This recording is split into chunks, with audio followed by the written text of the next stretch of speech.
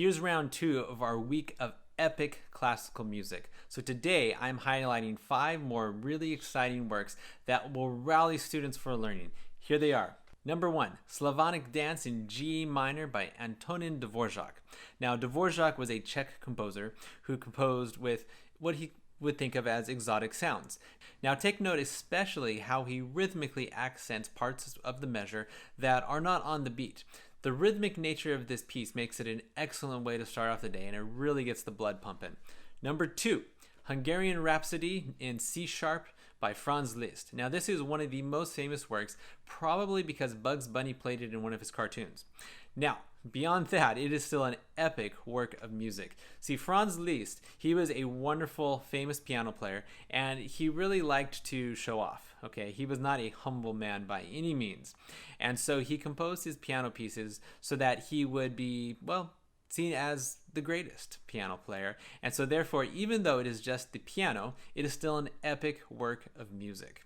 Number 3, Harry Potter's Wondrous World by John Williams. Now, what better way to start the school year off than with a story that is all about going back to school, right?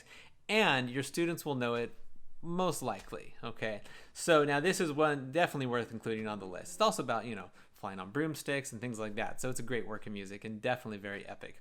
Number 4, Symphonic Dances from West Side Story. And the one I have in our list today is the Mambo. You see, if you remember back a few weeks ago, I highlighted how classical music, as well as any music, as well as any kind of art, is a matter of combining music with things in our culture. It reflects one another.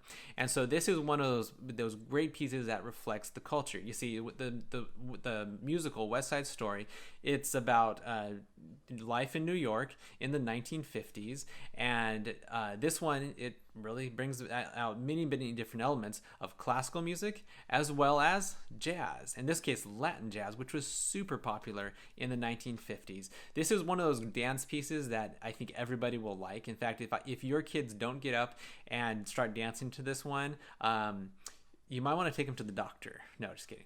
Lastly, we have Piano Concerto in F minor, Movement 3. This is by George Gershwin. Now, usually when we think of Gershwin, we think of things like Rhapsody in Blue, if you're on the classical side, or a little more on the song side, like Summertime, which you hear used frequently even in popular music today, or maybe I Got Rhythm. Okay, those are some of his more popular ones. This one is nonetheless one of his greatest works. Okay, it really is kind of towards the end of his career, and he shows how much he grew as a classical composer.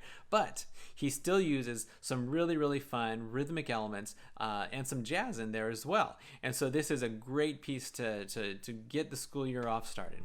Lastly, as the school year is now underway, if you are looking for instruction in piano or guitar, M3 Creative Academy is here for you.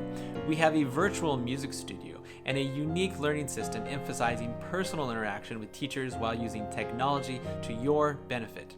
Many parents think that virtual lessons will not be as effective as in-person lessons, but we find that that is not the case.